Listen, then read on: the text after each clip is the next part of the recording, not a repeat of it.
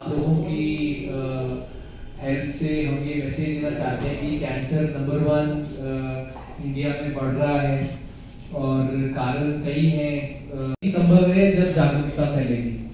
तो this is the message और with this I will invite questions from your side.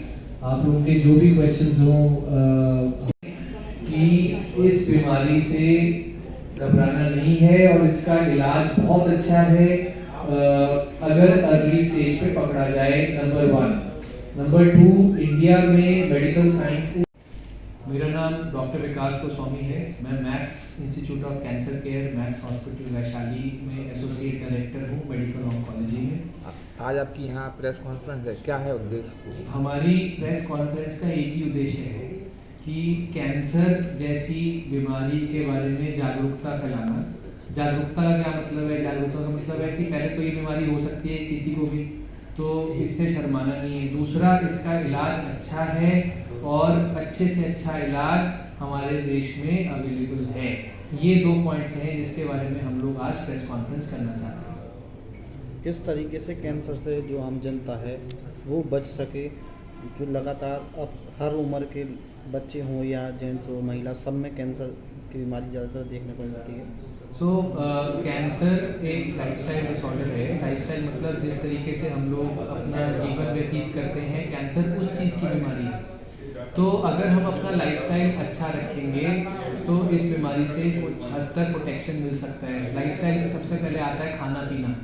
तो ये कहा जाता है कि vegetarian foods have a protection against cancer than hardcore red meat. यानी कि जो लोग रोज रेड मीट खाते हैं, हमारे कंट्री में ऐसा नहीं है, एज अगेंस्ट जो लोग मेजॉरिटी ऑफ द डाइट अपनी वेजिटेरियन रखते हैं, तो वेजिटेरियंस को प्रोटेक्शन ज़्यादा है। पहला तो ये समझने की ज़रूरत है। दूसरा, हमें अपनी लाइफस्टाइल में बेसिक एक्सरसाइजेस ज़रूर रखनी है इससे बचने के लिए। हर रोज़ कम से कम आधा घंटा कार्डियो एक्सरसाइजेस, चाहे वो वॉक हो चाहे रनिंग हो, जो भी हो, हमको ज़रूर करना चाहिए।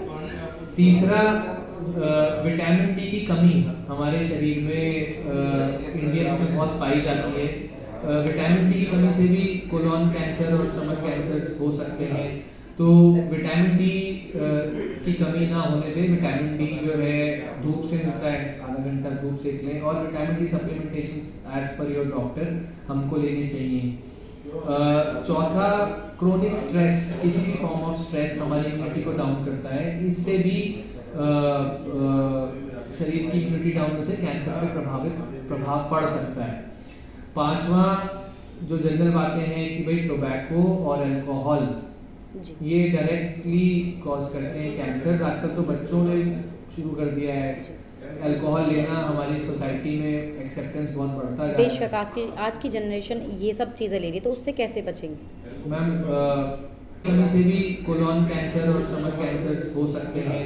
तो विटामिन डी की कमी ना होने दें। विटामिन डी जो है धूप से मिलता है, आधा घंटा धूप सेक लें, और vitamin D supplementation as per your doctor हमको लेनी चाहिए। चौथा, क्रोनिक स्ट्रेस, किसी भी फॉर्म ऑफ स्ट्रेस हमारी इम्यूनिटी को डाउन करता है। इससे भी शरीर की इम्यूनिटी डाउन होने से कैंसर पे प्रभाव पड़ सकता है।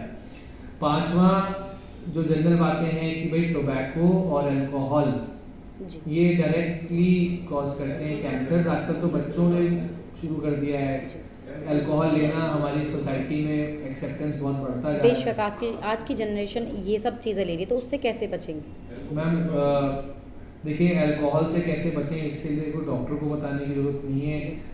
ये तो घरों में ऐसा एनवायरनमेंट बनाया जाए कि alcohol tobacco straight forward cancer करता है, और जितने साल कंज्यूम किया उतना ज़्यादा रिस्क है कैंसर का।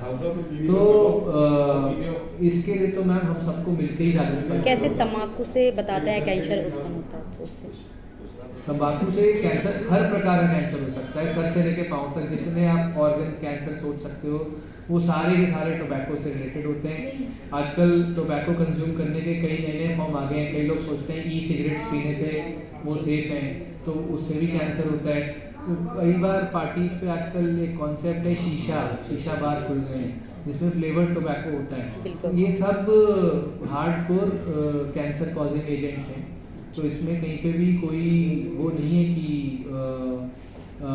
मतलब ये इस टाइप का टोबैको कंज्यूम करेंगे तो शायद कैंसर ना हो, ई सिगरेट लेंगे तो शायद कैंसर ना हो। दूसरा हमारा उद्देश्य एक और भी है, हमारे साथ सर बैठे हुए हैं। पर्पस ये है कि देखिए इस एज पे अभी आपको बताएंगे इनका क्या एक्सपीरियंस था। अगर ये ठीक हो सकते हैं तो कोई भी ठीक हो सकता है। कोरोना के टाइम पे इनको जब लोग घर से बाहर नहीं निकल रहे थे तब अगर कैंसर का ट्रीटमेंट लेके आज 2022 में ठीक ठाक बैठे हैं तो ये एक इससे बड़ा मोटिवेशन क्या हो सकता है किसी के लिए। मेरे ख्याल से you can ask 1 or 2 questions from him, he will be able to answer also. लगता है और जब बताते हैं चौथी स्टेज के बाद तो आदमी देखिए यूजुअली मोस्टली क्या होता है कैंसर की 4 स्टेज होती हैं, 1 2 3 4। 3 तक क्योरेबल होती हैं, 4 में कंट्रोलेबल हो जाती हैं। बट आजकल दवाइयाँ इतनी अच्छी आ गई कि इवन स्टेज 4 कैंसर्स में भी लॉन्ग सर्वाइवल्स हैं।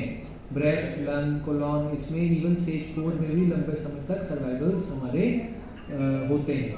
तो एक जनरलाइज स्टेटमेंट मारना ठीक नहीं है कि इस स्टेज पे ये है और इस स्टेज पे वो है। बट मोटा मोटा अगर आपके क्वेश्चन का आंसर करूँ स्टेज 1 2 3 तक तो क्योरेबल है।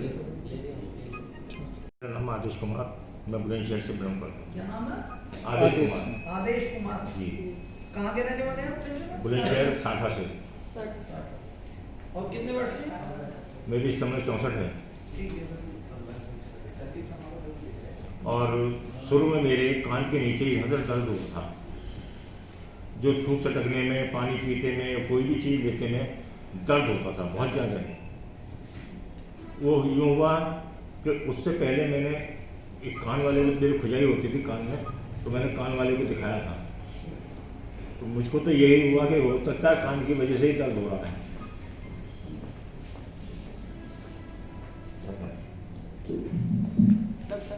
कंटिन्यू करें आप।